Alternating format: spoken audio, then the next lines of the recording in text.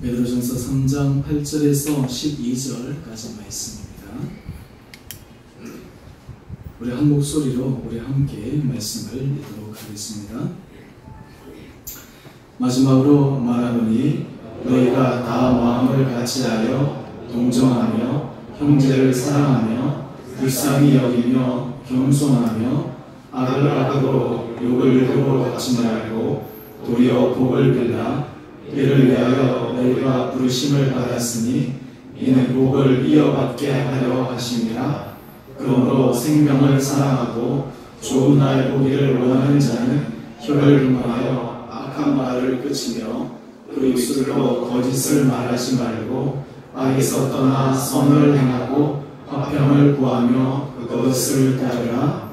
주의 눈은 의인을 향하시고 그의 귀는 의인의 간구에 기울이시되 주의 얼굴은 악행하는 자들을 대하시느니라 하였느니라. 아멘. 오늘 7월 1일 이후 예배 나오신 우리 모든 성도님 한 분 한 분들을 주님 이름으로 축복합니다. 또 출타하신 우리 성도님 가정들도 있고 또 이런저런 형편으로 못 나오신 분들도 계신데 매번 하나님께서 우리를 이 자리에 불러주실 때마다 우리들이 정말 주님의 은혜로 또 하나님의 말씀이 우리 심령 가운데 깊게 새겨져서 어제보다 오늘보다 내일이 내일보다 새로워지는 놀라운 은혜가 있게 되기를 간절히 소망합니다. 2018년도도 이제 딱 중간쯤에 섰습니다. 어떤 의미에서 축구 경기를 얘기하면 이제 하프타임 정도 되는 거죠. 이제 전반기를 마무리 짓고 이제 새롭게 후반기를 시작하면서 오늘 우리의 삶의 모습을 다시 한번 들여다보고 또한 뿐만 아니라 우리가 속한 가정, 우리의 공동체, 우리의 관계 이런 부분들을 함께 점검해 보면서 우리가 정말 제대로 잘 살고 있는가, 우리가 정말 하나님 앞에서 선하게 살고 있는가, 하나님께서 정말 우리 삶을 보실 때 칭찬하실 만한가 라고 하는 것을 오늘 말씀을 통해서 함께 체크해 보기를 원합니다. 요즘은 소비 미니멀리즘 그래가지고 요즘 많은 사람들이 많은 것을 받아 그리고 누리면서 사는 것에 대한 즐거움도 있지만 또한 동시에 어떤 소비에 대해서 이게 줄여나가고 필요한 것들만 이게 하면서 어떤 의미에서 이게 물질 문명에 있어서 조금 자유화시려고 하는 그러한 시도들도 있습니다. 그러면서 사람들로 하여금 인생에 있어서 정말 행복하게 만드는 것은 무엇인가? 어떻게 하면 우리의 삶이 풍성해질 수가 있는가? 어떻게 하면 우리의 삶이 윤택해질 수가 있는가? 이런 질문들을 한번 해봅니다. 만약에 여러분의 통장에 엄청난 잔고가 있어가지고 내가 평생 동안 써도 남을 만큼 그런 예금이 저축되어 있다고 해서 우리의 삶이 풍족하겠습니까? 우리의 삶이 그냥 매 순간마다 기쁨과 감사로 넘치겠습니까? 때로는 건강이 있다고 해서 그 건강이 우리의 삶을 보다 어떤 의미에서 질적으로 높은 삶을 살도록 하는 것이지만 그것이 우리의 삶을 풍족하게 만드는, 풍성하게 만드는 그런 근본적인 요인이 될 수가 있겠습니까? 오늘 우리가 삶을 살아가면서 우리들에게 참 중요한 것은 바로 관계에서부터 옵니다. 우리가 이 관계를 어떻게 규정하고 어떻게 맺어가고 있는가라고 하는 것이 우리 삶이 풍성한 삶을 만들어가는 중요한 기반이 됩니다. 하나님과 우리와의 관계는 어떠한가? 우리가 지금 관계를 맺고 있는 우리 주변의 사람들과의 모습은 어떠한가? 특별히 가까이에서는 우리 가족과의 우리와의 관계 모습을 보면서 이 관계 안에서 나는 정말 참된 만족과 행복을 누리면서 살아가고 있는가? 우리 교회 공동체 안에서 여러 관계들이 있는데 과연 우리는 이 관계 속에서 나는 정말 이 안에서 참 감사하다, 복되다, 이 공동체 안에 속해 있는 것이 나는 너무나 기쁨이다 라고 하는 그런 삶의 고백을 하면서 살아가고 있는가? 오늘 특별히 우리가 이 아름다운 관계를 맺어 나가기 위해서 참 우리들에게 중요한 것은 다른 사람이 아니라 오늘 우리 각자의 모습이 하나님 앞에서 어떤 모습이 되어야 될 것인가 라고 하는 것을 말씀을 통해서 함께 점검해 보기를 원합니다. 지난주에 비도 오기도 하고 어느 날 제가 이 홍기를 시킨다고 창문을 열었습니다. 그런데 평상시에는 전혀 뭐 그런 적이 없었는데 갑작스럽게 이게 조금 역한 냄새가 이렇게 올라오는 거예요. 도대체 왜 이런 냄새가 날까? 그래서 이제 밖에 보니까 아마 밖에 조금 문제가 있어가지고 이 냄새가 올라왔던 것 같아요. 그러면서 이제 이내 그냥 냄새가 조금 사라지기를 기다리고 있었습니다. 사실 우리가 삶을 살아가면서 우리의 삶에 있어서 이 냄새의 향기, 냄새를 맡는다라고 하는 것이 참 우리들에게 어떤 의미에서는 좋은 냄새를 맡으면 굉장히 기분이 좋고, 어떤 의미에서 좀 이렇게 역한 냄새라든지 좀 불편한 냄새를 맡으면 우리의 기분이 상하거나 또 감정이 불편해지는 것이 사실이 아니겠습니까? 근데 사실 우리가 삶을 살아가면서 제일 좋은 향기는 사람에게서 나는 향기입니다. 사람에게서 우리가 좋은 향기를 맡을 수 있다면 그것이야말로 참 우리 삶을 행복하게 만들어낼 것입니다. 근데 문제는 사람에게서 악취가 난다, 사람에게서 참 잘못된 냄새가 난다 그러면 그 어느 곳으로도 우리 삶을 바꿔놓을 수 있을 만한 것이 없습니다. 요즘 우리가 그리스도인들로서 이 땅을 살아가면서 우리가 정말 하나님 앞에서 아름다운 향기로운 그런 모습을 살아가고 있는가? 머리로는 너무나 잘 알고 있지만 실상 우리가 삶을 살아가면서 우리가 정말 그리스도의 아름다운 향기를 품기고 있는가? 라고 하는 이런 질문을 한번 던져봅니다. 저는 그래서 이번 주 설교 말씀을 준비하면서 정말 어떻게 하면 우리가 하나님 앞에서 아름다운 향기로운 그런 모습으로 살아갈 수 있을 것인가? 정말 백투 베이직, 다시 근본으로 돌아가서 오늘 하나님께서 우리에게 말씀하시는 그 근본의 베이직의 문제를 다시 한번 점검해 보아야 되겠다라는 생각이 들었습니다. 그래서 저는 오늘 말씀을 통해서 오늘 제목 하나님이 원하시는 삶의 모습이라고 하는 제목으로 우리의 삶의 근본적인 어떤 삶의 베이직의 모습, 관계 속에서 우리가 꼭 가져야 될, 관계 속에서 우리가 꼭 반드시 지켜야 될 만한 그런 요소들을 우리가 함께 점검해 보면서 우리가 상반기 동안 이런 부분에서 내가 참 잘해왔구나, 또한 어떤 부분에 있어서 내가 참 부족했구나, 그러면서 하나님의 말씀 가운데서 우리 남은 2018년 하반기가 하나님의 은혜 가운데서 풍성해질 수 있는 복된 삶이 되어지시기를 간절히 소망합니다. 오늘 하나님이 원하시는 삶의 모습을 살아가기 위해서 오늘 우리들에게 중요한 것은 첫 번째로는 우리의 마음을 잘 다스리는 것에 있습니다. 사실 이 마음은 모든 생명의 근원이 우리 마음에서부터 비롯됩니다. 사람이 이 마음에서 어떠한 생각을 하느냐, 어떠한 감정을 품고 있느냐, 이런 것들은 이 관계에 있어서도 그대로 드러날 뿐만 아니라 이 마음이 어떻게 우리가 잘 컨트롤하느냐, 잘 움직이느냐에 따라서 우리의 모든 삶의 영역들이 결정적으로 영향을 받습니다. 오늘 특별히 베드로전서 3장 8절 말씀, 우리 말씀 한번 보시죠. 이 베드로전서 3장 8절 말씀은 베드로전서 3장에서는 우리가 1절에서부터는 이 가족 안에서의 여러 가지 관계에 대해서 이야기를 합니다. 1절에서 7절까지 특히 부부 관계에 대해서 우리에게 얘기를 해주면서 이어서 8절에서부터는 이 관계가 좀 더 광범위하면서 가족 관계에서 뿐만 아니라 우리가 모든 관계 속에서 삶을 살아갈 때 그리스도인들이라면 어떠한 삶의 모습을 가져야 될 것인가를 우리에게 알려주고 있습니다.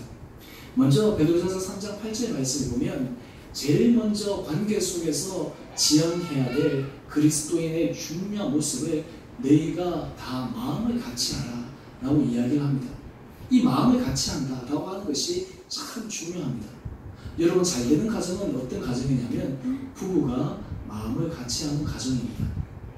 복된 가정은 어떤 가정이냐면 부모와 자녀가 한 마음으로 잘 가지는 가정이 복된 가정입니다. 하나님께서 주신 이 교회의 공동체가 어떤 교회의 공동체가 귀한 교회인가? 그것은 마음을 함께 잘 가지는 것입니다. 사실 우리가 이 한 마음을 가진다, 이 마음을 함께 나눈다라고 하는 것이 참 쉽지가 않습니다. 저는 이 마음을 함께 한다라는 이 할 때마다 떠오르는 제 청년이 있는데, 제가 예전에 교육부 전도사 할 때 중학 중동부 우리 청년 중동부 교사로 봉사했던 청년의 이름이 한마음이라고 하는 친구예요. 이 친구 이름이 한마음이니까 항상 얘기하면서 한마음 되자 하면 그 친구가 그냥 저를 보고 막 그렇게 얘기하기도 했는데, 우리가 참 삶을 살아가면서 이 한마음을 갖는다라고 하는 것이 참 쉽지가 않습니다. 어떻게 하면 우리가 가정 안에서도, 어떻게 하면 우리가 공동체 안에서도, 특히 우리가 그리스도인들이 이 땅을 살아가면서 다른 사람들과 함께 마음을 나누면서 갈 수가 있을 것인가. 오늘 특별히 이 베드로 전서 3장 8절 말씀에서는 우리가 이 한 마음을 가져서 이 마음을 잘 다스리기 위해서 우리가 꼭 가져야 될 중요한 원리 3가지를 설명하고 있습니다.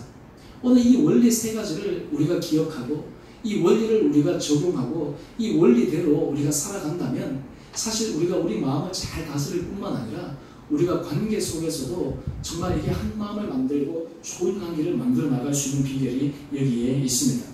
먼저 첫 번째, 우리가 이 한 마음으로 만들어가는 관계 속에서 우리 마음을 잘 다스리기 위해서 가져야 될 첫 번째 마음은 무엇이냐면 동정의 마음을 가지는 것입니다. 오늘 베드로전서 3장 8절 말씀을 보면 너희가 다 마음을 같이하여 동정하며, 여기서 이 동정한다 라고 하는 것은 영어로 번역이 sympathetic 이렇게 지금 번역이 되어 있는데 한국어로 아마 그것을 번역하면 이렇게 번역할 수 있을 것입니다. 공감한다. 또한 다른 말로 하면 역지사지의 마음을 가진다. 다른 사람의 입장에서 그 사람의 형편을 생각해 본다 라고 하는 것입니다. 여러분, 우리가 삶을 살아가면서 우리 마음을 잘 다스리기 위해서 우리가 늘 염두에 둬야 될 중요한 마음의 자세가 무엇이냐 하면 내 입장에서부터 아니라 다른 사람의 입장에서 바라볼 수 있는 이 공감의 마음을 가지는 것이 참 필요합니다. 우리가 신앙생활이 어떤 마음이냐면 이런 것입니다. 내 마음대로 살아가는 것이 아니라 하나님의 마음으로 살아가는 것입니다. 제가 앞에서 이 설교하고 제가 주일 예배에 다 올라오면 제가 이 주일의 교회를 하면서 제가 더 많이 느끼는 가운데 하나가 무엇이냐면 우리 성도님들 중에 한 분이 빠지시거나 이 출타하시거나 하면 그 빈자들이 다 있잖아요. 그러면 그때마다 참 제 마음이 무겁기도 하고 때로 어떤 면에서는 좀 아프기도 하고 그렇습니다. 그때 하나님께서 제안해 주시는 마음이 그 마음이에요. 너도 너 교회 하면 주일 와서 예배 드려야 되는데 그 자리에 없으면 마음이 아프지? 나도 마찬가지야. 내가 이 땅 가운데서 내가 내 사람들 내가 다 부르는데 내 앞에서 이게 나오지 않으면 내가 얼마나 마음이 아픈지 그걸 알아야 돼요. 우리가 사실 신앙생활을 하는 것은 무엇이냐면 하나님의 마음을 알아가는 거예요. 우리가 어린아이일 때는 우리의 마음의 생각을 가지고 살아갑니다. 그런데 우리가 믿음이 조금씩 성장하기 시작하면 하나님의 마음이 어떠한 것인가 라고 하는 것을 우리들이 살피면서 살아갑니다. 이 동정의 마음을 가진다 라고 하는 것은 바로 인격의 성숙한 면을 가지게 되는데요. 인격이 성숙하냐 그리고 아주 인격이 덜 성숙하냐의 차이는 어떤 자세냐 하면 인격이 성숙한 사람은 자기 중심적인 사고방식에서 다른 사람의 입장에서 생각하고 바라볼 수 있는 그런 마음, 그런 시선을 가지게 됩니다. 만약에 저 사람 입장에 있으면 어떠할까? 지금 저 사람이 처한 상황이라면 얼마나 갑갑할까? 답답할까? 때로는 얼마나 힘들까? 사실 이런 것들을 생각해보고 그런 게 느껴진다 그러면 그것이 참 귀한 마음이 아니겠습니까? 사실 우리가 삶을 살아가다 보면 우리 공동체 안에서도 하나님께서 이런 마음들을 허락하여 주실 때 우리 안에 정말 하나님이 주시는 참된 행복을 누려나갈 수가 있습니다. 부부관계도 마찬가지거든요. 부부와 자녀 관계도 마찬가지입니다. 서로 상대방의 입장에서 그 사람의 모습을 생각해 보면 그 사람의 마음을 함께 나눌 수 있는 공감의 마음이 생기기 시작합니다. 내일 우리가 월석 새벽 기도회 때 우리가 이제 중고등부 자녀들을 위해서 이제 시험 치는 자녀를 위해서 이제 기도할 텐데요. 아마 여러분들 중에 아마 자녀들을 다 키워서 이제 불가고한 분들도 있을 것이고 또 어떤 분들은 지금 한창 지금 이제 이 아이들 시험 기간에 온 신경을 곤두서서 그렇게 하는 분도 있을 것이고 또 아직 어떤 분들은 아직 그런 단계가 되지 않아가지고 아직 어떤 것일까 이렇게 생각하는 분들도 있을 텐데요. 이번에 이제 월석 새벽 기도에 이제 이런 제가 제안을 받아서 이런 기도를 함께 하기를 이제 원했던 것 중에 하나가 무엇이냐면 사실 우리 성도들의 마음 가운데 다른 사람의 자녀지 다른 사람 뭐 그렇게 하면 되지 이것이 아니라 어떻게 하면 우리가 그 부모가 가지고 있는 그런 애절한 마음 그런 안타까운 마음 또는 그런 간절한 마음들을 가지고 우리가 함께 마음으로 기도하며 나눌 수 있을 것인가 라고 하는 그 훈련들이 참 우리들에게 필요하다라는 생각을 해야 됩니다. 그런 마음으로 우리가 하나님 앞에 기도할 때 그런 마음으로 하나님 앞에 우리가 나갈 때 하나님께서 우리들에게 놀라운 은혜복을 허락하여 주실 줄 믿습니다. 오늘 여러분들의 삶의 모습을 한번 보십시오. 여러분의 공감지수는 한 어느 정도 되십니까? 여러분들의 주변의 다른 사람들에 대해서 아파하고 힘들어하고 하는 것들이 여러분들이 느껴지십니까? 사이코패스라고 하는 단어 용어들을 여러분들 들어보셨을 것입니다. 이 사이코패스의 질병을 갖고 있는 사람의 특징은 어떤 것이냐면 상대방 피해자의 고통을 전혀 인식하지 못하는 거예요.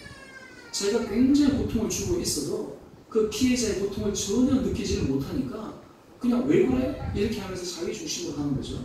이것이 극도화된 것이 바로 이 사이코패스의 전형적인 모습인데요. 오늘 사실 우리가 삶을 살아가다 보면 하나님께서 우리들에게 이 마음을 착한 추스로 다스리기 위해서 우리에게 중요한 것은 이 공감과 이 동정의 마음들이 우리 가운데 있어야 될 필요가 있다라고 하는 것입니다. 오늘 사실 다른 말로 하면 이것이 우리 안에 부드러운 마음이 될 수가 있을 것인데 이것이 우리로 하여금 여러분의 삶을 풍성하게 만드는 비결이 되리라 믿습니다. 남편은 아내에게 볼 때마다 참 당신 수고 많습니다. 참 당신 고생 많습니다. 아내가 만약에 남편에게 참 당신 밖에 나가서 열심히 일하고 정말 이 힘든 가운데서 최선을 다해서 너무 감사합니다 라고 하는 그런 표현들. 부모는 자식에게 야 너 내 자식인데 그래도 이렇게 최선을 다해서 잘 커줘서 참 고맙다. 자식은 또 부모님에게 아 엄마 아빠 참 어떻게 저에게 이렇게 잘해주셔서 감사합니다. 최선을 다해주셔서 저를 사랑하셔서 감사합니다. 이런 마음들이 함께 공유된다면 그 가정이 행복한 가정이 아니겠습니까? 우리 교회 공동체 안에도 마찬가지죠. 우리 교회 공동체 안에서도 함께 힘들고 아프고 그리고 어려운 사람들에게 그런 마음들이 함께 느껴진다면 바로 그 마음이 우리 공동체를 행복하게 만드는 비결이 되리라 확신합니다. 이 동정의 마음을 가지기 위해서 우리 두 번째가 필요한 것이 무엇이냐면 긍휼의 마음을 가지는 것입니다. 베드로전서 3장 8절은 이어서 이렇게 얘기를 합니다. 동정하며 형제를 사랑하며 불쌍히 여기는 긍휼의 마음을 가지는 것. 여러분 하나님께서 우리가 다른 사람의 입장에서 생각해 보면 그 다음에 우리에게 주기를 원하시는 것이 무엇이냐면 긍휼의 마음이에요. 여러분 우리가 신앙생활을 가만히 보면 왜 예수님께서 성육신 하셨을까? 이 성육신의 이 교리는 우리 기독교 교리 신학에 있어서 가장 핵심이고 중요한 부분 가운데 하나입니다. 왜 예수님이 인간의 몸을 입고 이 땅 가운데 오셨을까? 만약에 예수님이 그냥 하나님으로서 그 자체로만 계셨다면 물론 오늘 우리가 하나님으로서 이스라엘 백성들을 공경하는 그런 모습들을 가질 수는 있었겠지만 반대로 예수님께서 인간의 몸을 입고 이 땅에 오셔서 인간으로서 겪었던 모든 아픔과 슬픔과 고통과 때로는 기쁨과 환희 이런 것들을 주님께서 다 누리셨기에 주님께서 우리에게 하시는 말씀이 있습니다. 내 너 마음 다 안다. 내 너 형편 다 안다. 내가 너를 불쌍히 여긴다. 너 이런 가운데서 당하는 네 마음의 심적인 부분, 네 마음의 생각의 흐름들 네가 말하지 않아도 다 안다. 오늘 그 마음이 바로 주님께서 우리에게 말씀하시는 그 은혜의 마음이 아닙니까? 오늘 우리가 예수 그리스도를 닮아간다라고 하는 것은 바로 이런 긍휼의 마음들이 우리 가운데 가득 차는 것을 의미합니다. 여러분 우리가 삶 가운데서 삶의 향기가 나는 사람들은 긍휼의 마음을 가지고 있는 사람입니다. 마음이 완고한 사람들은 사람에 대해서 이 긍휼의 마음들을 가지지 않습니다. 하지만 하나님께서 이 마음을 부드럽게 하게 될 때 이 긍휼의 마음이 가득 차게 되어지면 다른 사람들을 바라보며 그리고 다른 사람들의 행하는 여러 가지 모습들에 대해서 굉장히 관용적인 모습으로 나갈 수 있다라고 하는 것입니다. 근데 우리 사람은 본래 이기적이지 않습니까? 다른 사람에게 불쌍히 여기고 긍휼적인 마음을 가지게 되면 아무래도 내 시간도 빼앗기게 되고 내 에너지도 빼앗기게 되고 때로는 내가 해야 될 것을 해야 되기도 하는 그 고룩한 부담감도 생기게 되기 때문에 사람들이 그런 것을 차단하는데 하나님께서 우리에게 이 긍휼의 마음들을 가득 채워주신다고 하는 것은 다른 말로 하면 우리로 하여금 이 땅 가운데서 그리스도의 아름다운 잔잔한 향기가 드러날 수 있는 사람이 되기를 주님께서 원하신다고 하는 것입니다. 저는 바라기는 여러분의 삶들 가운데 하나님께서 이런 은혜, 긍휼의 마음들이 우리 심령 가운데 가득 차게 되기를 주님 이름으로 축원합니다. 세 번째, 우리 마음을 잘 다스리기 원하는 방법은 무엇이냐면 겸손의 마음을 가지는 것입니다. 이것이 참 우리 삶 가운데서 늘 중요한 것인데 우리가 너무나 잘 알고 있음에도 불구하고 우리가 종종 잊어버리는 마음입니다. 오늘 베드로전서 3장 8절 말씀에 보면 겸손하라 라고 이렇게 이야기를 합니다. 여러분 겸손하다 라고 하는 가장 그 정의가 무엇입니까? 성경에서 얘기하는 겸손의 가장 중요한 정의는 예수님께서 우리에게 보여주신 그 겸손의 모습을 따라가는 것이요. 관계에 있어서 이 겸손의 중요한 정의는 나보다 남을 낮게 여기는 것입니다. 우리가 관계 속에서 겸손하다라고 하는 것은 이런 마음의 중심이 있어야 돼요. 여러분, 우리가 삶 가운데서 그런 것이 굳이 그 시간에 다 나옵니다. 내가 당신보다 더 잘났어. 내가 당신보다 더 잘 알아. 내가 당신보다 더 경험이 많아. 라고 생각을 하면 사람과의 대화 속에서도 그게 다 나와요. 그리고 사람과의 관계 속에서 나도 모르는 행동 가운데 무의식적으로 그런 표현들이 다 되어집니다. 이 겸손이라는 것은 우리가 억지로 가지는 그런 마음이 아니라 우리 마음 속에 나보다 다른 사람을 더 존중해주는 그런 마음을 우리가 갖고 있는가라고 하는 것이 우리에게 있어서 참 중요합니다. 우리 믿음의 공동체가 하나님의 은혜 가운데서 이 교회 공동체가 화평하고 하나님의 은혜 가운데서 감사가 넘칠 수 있는 귀한 마음이 되기 위해서는 우리가 이 마음을 한결같이 가질 수 있는 그런 마음의 결단들이 필요합니다. 하나님은 그것을 위해서 우리 마음을 계속해서 가다듬어 가세요. 계속해서 우리 생각을 바꾸어 가십니다. 저는 바라기는 우리 성도님 한 분 한 분들에게 날마다 하나님께서 이런 놀라운 은혜의 겸손의 마음들을 허락하여 주시기를 주님 이름으로 축원드립니다. 두 번째, 하나님의 원하시는 삶의 모습은 무엇이냐면 복을 비는 언어를 사용하는 것입니다. 오늘 우리 베드로전서 3장 9절 말씀을 다 같이 한 목소리로 한번 읽어볼까요? 베드로전서 3장 9절 말씀입니다. 시작. 악을 악으로 욕을 욕으로 갚지 말고 도리어 복을 빌라. 이를 위하여 너희가 부르심을 받았으니 이는 복을 이어받게 하려 하심이라. 아멘. 여러분, 우리가 삶을 살아가면서 여러분 지난 일주일 동안 언어 기억나는 사람들에 대해서 표현했던 말들을 한번 생각해 보십시오. 그냥 대략적으로 대충 여러분들이 감으로 생각해 봤을 때 여러분들의 사람에 대해서 복을 비는 언어를 몇 프로 정도 사용하셨습니까? 여러분의 남편이나 여러분의 아내나 여러분의 자녀들에게나 우리 공동체 지체들이나 또 아니면 여러분들의 만나는 사람들에게 여러분들이 이 복을 비는 언어를 몇 프로나 사용하고 있습니까? 여러분, 우리가 통계적으로 가만히 보면요, 사람들이 다른 사람에 대해서 이 복을 비는 언어를 사용한다라고 하는 것이 참 중요한데 대부분의 많은 사람들은 하루 중에 이 복을 비는 언어가 사용되는 비율이 10%에서 20%도 채 되지 않습니다. 어떤 의미에서 우리는 이러한 생각을 해봅니다. 왜 나는 하나님 앞에서 기도하고 간구하고 이 축복의 것들을 내 삶 가운데서 이게 풍성하게 열매가 맺어지지 못할까? 근데 그 이유를 가만히 보면요, 우리 언어의 습관에 달려있어요. 우리 언어 습관들의 가만히 모습을 보면 하나님께서 우리에게 복 주실 만한 그런 복의 말들이 가득 차 있는 것이 아니라 오히려 그렇지 않은 말들이 수없이 가득 차 있는 것을 우리는 발견합니다. 아마 여러분들 이것을 한번 체크해 보시려면 여러분들 하루 동안 일주일 지나고 나면 다 잊어버리시니까 하루 끝나고 난 다음 여러분들이 아침부터 밤까지 이렇게 쭉 한번 생각해 보면서 여러분이 내뱉었던 말들을 한번 쭉 생각해 보십시오. 그러면 아마 여러분들이 얼굴이 화끈거리는 말들도 있었을 것이고요. 때로는 내가 이 말들을 좀 더 내가 더 했었어야 되는데 라고 하는 그런 아쉬운 말들도 있는데요. 참 우리가 신기한 것은요, 우리가 입술로 복을 비는 것 돈이 드는 것도 아니고 힘든 것도 아닌데 왜 그렇게 우리가 그렇게 입으로 다른 사람에 대해서 복을 비는 것이 어려운가 라고 하는 거예요. 오늘 사실 우리가 삶 가운데서 그리스도인으로서 아름다운 향기를 내는 사람이 되기 위해서는 우리의 입술을 통해서 날마다 복을 비는 그 언어들이 풍성한 삶을 살아가는 사람이 그리스도 아름다운 향기가 될 줄 믿습니다. 여러분, 만약에 관계 속에서 저 사람은 항상 나에 대해서 좋은 얘기를 하는 사람이야, 나에 대해서 긍정적으로 얘기하는 사람이야 라고 하는 그 사람과의 관계를 맺게 되면 늘 그 사람이 좋을 수밖에 없어요. 그 사람이 편할 수밖에 없어요.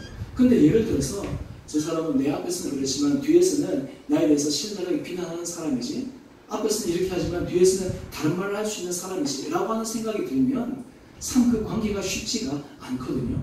그런데 우리가 다른 사람에 대해서 그렇게 생각하지만 정작 우리는 어떤가? 우리도 정말 사람에 대해서 진정으로 복을 비는 그런 마음을 가지고 있는가? 오늘 예수님께서 사실 우리들을 향해서 이 세상에서 많은 그리스도인들에게 주님의 은혜 복을 비는 것은 사실인데, 사실 주님께서 우리가 하는 생각, 우리의 말, 우리의 행동을 보면 어떻게 해서 주님께서 우리를 위해서 이 축복된 그 언어를 계속해서 사용하실 수 있겠어요? 그럼에도 불구하고 주님은 우리를 위해서 늘 말씀이나 또 우리가 기도할 때마다 우리를 사랑하신다, 우리를 위로해 주신다, 우리를 품어주신다라고 하시는 그 말씀은 하나님을 통해서 주신 그 은혜를 우리가 닮아가기를 원하는 것이 아니겠습니까?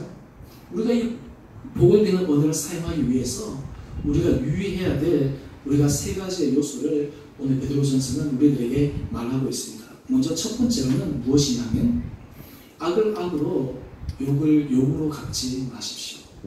베드로전서 3장 9절 말씀을 보면 먼저 우리가 복을 비는 언어를 사용하기 위해서 우리가 해야 될 중요한 첫 번째 원리는 무엇이냐면 악을 악으로 욕을 욕으로 갚지 않는 거예요. 주전 1754년에 함무라비가 제정한 함무라비 법전에 보면 거기는 동형보복법이라고 하는 그런 내용이 나옵니다. 가해자가 피해자에게 눈으로 어떤 피해를 입혔다면 피해자는 가해자에게 눈으로 보복해라. 만약에 가해자가 피해자에게 어떤 뼈에 어떤 상처를 주었다면 그 사람도 똑같이 그렇게 응당하게 해주어라. 사실 이 원리가 오래전 이야기이지만 거의 한 4,000년 전의 이야기이지만 오늘 힘들어 살아가는 우리들에게도 얼마나 많이 적용되면서 오늘 우리의 삶을 지배하는지 모릅니다. 여러분, 우리가 삶을 살아갈 때 제일 힘든 것이 무엇이냐면 우리에게 복을 빌어주는 사람들에게 우리에게 복을 비는 것은 참 쉬워요. 여러분, 우리가 선한 말을 하는 사람에게 우리가 선대하는 것은 참 쉽습니다. 그런데 어떨 때 어려우냐면 예를 들어서 욕을 욕으로 우리에게 악을 이렇게 우리가 딱 정하게 되면 그때 우리가 복을 빈다라고 하는 것이 참 얼마나 어려운지 모릅니다. 오늘 우리가 하나님 앞에서 우리 복을 비는 언어를 사용한다라고 하는 것은 악을 악으로 욕을 욕으로 갚지 않겠다라고 하는 그 믿음의 결단들이 우리 가운데 있어야 된다라고 하는 것입니다. 오늘 사실 우리가 삶을 살아갈 때 이런 원리가 얼마나 중요하게 작동되는지 모릅니다. 우리가 삶을 살아가면서 참 이 가운데서 하나님 주신 그 은혜 복이 얼마나 풍성하게 이게 자리 잡을 수 있는가라는 것은 바로 여기에 있습니다. 이 가톨릭에 있어서 어떤 의미에서 참 좋은 것 가운데 하나가 무엇이냐면 고백 성사라고 하는 게 있잖아요. 자기의 모습을, 자기의 죄라든지 이런 것들을 사제에게 가서 이야기를 합니다. 그러면 이 사제가 그 얘기를 듣고 거기에 대해서 뭐 이렇게 저렇게 해라 라고 이렇게 지침을 주면 거기에 대해서 좀 위로를 받잖아요.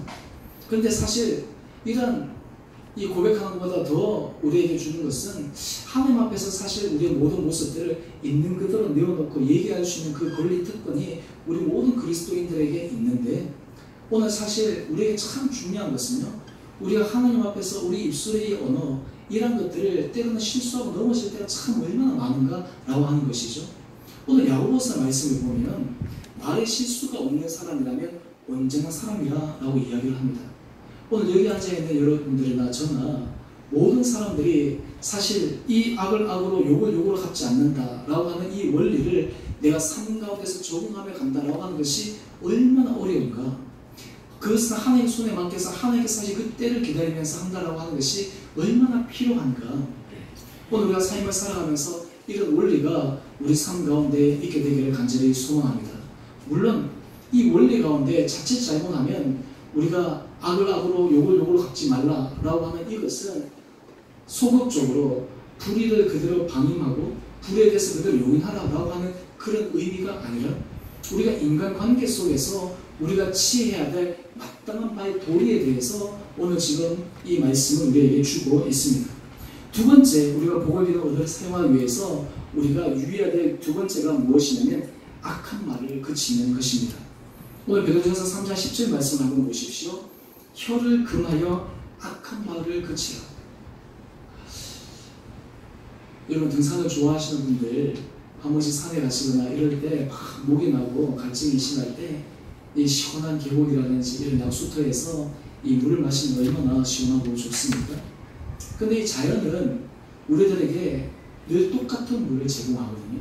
이래서 약수를 먹었는데 어느 날은 달았다가 어느 날은 썩다가 이 맛이 이렇게 막 180도로 바뀌어지지는 않잖아요. 그런데 우리 사람이라고 하는 것은 참 신기해요. 어느 날은 우리 입에서 가장 좋은 선한 말이 나가는데 어느 날은 우리 입에서 가장 악독한 말들이 나가요. 부부 관계에서도 어느 날은 가장 사랑의 말들이 나가는데 어느 날에는 천천히 원수를 대하는 것 같은 그런 말들이 나갈 때가 있어요. 부모와 자녀 관계도 마찬가지예요. 가장 사랑하는 자녀에게 사랑의 말이 나가야 되는데 이 부모가 속상하면 자기도 모르게 이 자녀에게 막 엉뚱한 말들이 나갈 때가 참 많아요. 그러고 나서 후회할 때가 많잖아요. 우리가 공동체 안에서도 마찬가지입니다. 우리가 사실 교회 공동체 안에서 많은 사람들이 그렇습니다. 나 교회 공동체 안에 와서 하나님의 은혜를 받고 하나님께서 우리에게 주시는 그 사랑을 기억하기를 원한다 하는데 사람들이 힘든 것 가운데 하나가 무엇이냐면 상처받았다라고 하는데 대부분 상처받았다라고 하는 것은 다른 말로 하면 말의 상처를 받는 것이거든요. 이것은 우리 인간의 연약함의 표현입니다. 여러분들은 어떻습니까? 여러분의 입술 가운데, 여러분의 언어 가운데 지금 하나님 앞에서 이런 악한 말들이 제거되는 그런 모습들이 있습니까? 저는 참 이해가 안 되는 것 가운데 하나가 무엇이냐면 하나님의 이름으로 또 그리고 하나님 앞에서 선한 것으로 얘기한다고 하면서 때로는 입술 가운데서 이 악한 말을 일삼는 많은 사람들 보면 야 어떻게 저럴 수가 있을까? 라고 하는 그런 생각들을 할 때가 종종 있고 또 한편으로 가만히 생각해 보면 야 내가 이 설교 단상에서 내가 성도들을 지나는 이런 언어 표현과 내가 평상시에 내가 뭐 아내라든지 내가 자녀라든지 때로는 교인들에게 하는 그런 언어의 표현들을 함께 생각해 보면 야 참 사람이 얼마나 부족하고 연약한가라고 하는 것을 절감해 볼 수가 있는데 오늘 우리의 입술이 이 복된 언어를 사용하기 위해서는 하나님 앞에서 하나님 저는 하나님 보시기 선하지 않은 말은 저는 절대로 제어하겠습니다 라고 하는 이름의 믿음의 결단들이 필요하리라 믿습니다. 세 번째가 무엇이냐면요 거짓의 말을 하지 않는 것입니다. 베드로전서 3장 10절의 말씀인데요 그 입술로 거짓을 말하지 않는 것입니다. 여러분 우리가 삶을 살아가다 보면 부득이하게 이 하얀 거짓말을 할 때가 있지만 여기서 말하는 것은 의도적인 거짓말을 의미해요. 여러분 관계를 깨뜨리는 가장 심각한 것이 무엇이냐면 바로 이 거짓말에 있습니다. 이 거짓에 있습니다. 이 관계에 있어서 심각한 문제는 바로 이 거짓이 결국에는 드러나게 되면 이 그것을 통해서 결국에는 관계들이 파괴되는 그런 부분들이 있는데요. 오늘 우리의 언어가 이 복을 비는 언어를 사용하기 위해서는 하나님 앞에서 정직하고 진실하고 때로는 이 거짓을 멀어갈 수 있는 그런 믿음의 언어가 우리 가운데 있게 되기를 간절히 소망합니다. 저는 특별히 우리 교회 공동체 안에서 서로를 바라보는 그런 마음의 시선과 평가들이 저분은 어떤 가운데서도 진실한 말을 한다. 정직한 말을 한다. 저 사람이 지금 내 앞에서 하는 말과 나가서 하는 말과 동일하다. 라는 그런 신뢰감을 줄 수 있는 그런 사람들이 우리 가운데 될 때 하나님께서 우리들에게 놀라운 은혜를 허락하여 주실 줄 믿습니다. 우리가 관계 속에서 제일 힘든 것이 무엇이냐 하면요. 상대방하고 당사자에 앉아있을 때 하는 말과 그 당사자가 없을 때 하는 말과 굉장히 큰 차이가 있잖아요. 저는 오히려 그렇게 생각합니다.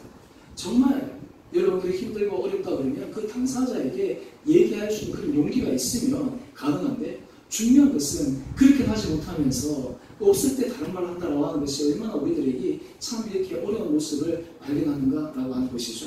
저는 바라기는 우리 성도님들의 이 복을 비는 그 언어가 우리 삶의 중요한 삶의 습관이 되어지시기를 주님의 이름으로 축원드립니다.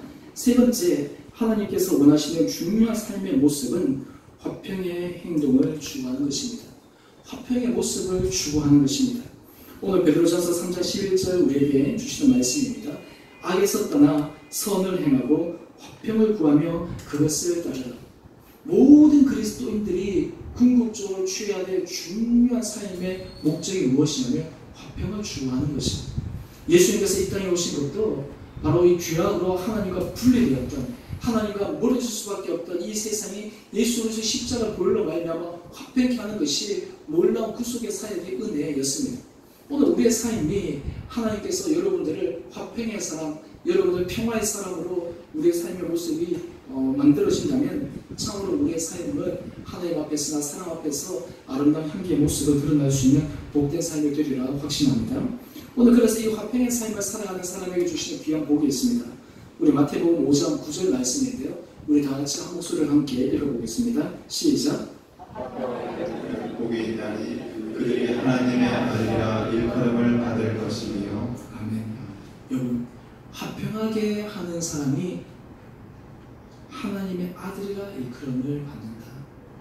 화평케 하는 자가 복이 있나니 하나님의 아들이라 일컬음을 받는다라고 하는 이런 놀라운 은혜 축복이 우리의 삶 가운데 있게 되기를 주님 이름으로 축원합니다. 여러분, 우리가 삶을 살아가면서 여러분 화평을 추구하는 사람입니까? 아니면 여러분은 삶 가운데서 이 평화를 끊임없이 계속해서 지키고 유지하고 그것을 더 만들어가기 위해서 노력하는 사람입니까? 오늘 하나님께서 우리에게 원하시는 삶의 아름다운 모습은 바로 이 화평의 모습을 추구해가는 모습이라고 믿습니다. 우리가 2018년도도 이제 상반기 6개월을 지나고 이제 6개월의 시간이 우리에게 다시 주어져 있습니다. 오늘 제가 세 가지 모습을 말씀을 드렸는데 오늘 바로 이 모습이 우리 삶에 있어서 그리스도인으로서 살아가야 될 중요한 베이직과 같은 그런 원리입니다. 오늘 이런 원리들이 다시 한번 우리 삶 가운데서 잘 작동되어져서 우리 가정과 우리 공동체와 우리가 만나는 모든 관계 속에서 하나님 주신 풍성함을 경험할 수 있는 복된 삶이 되어지시길 주님의 이름으로 축원드립니다. 우리 함께 같이 찬양하겠습니다. 우리 나 주님의 기쁨, 우리 1절만 찬양하십시오.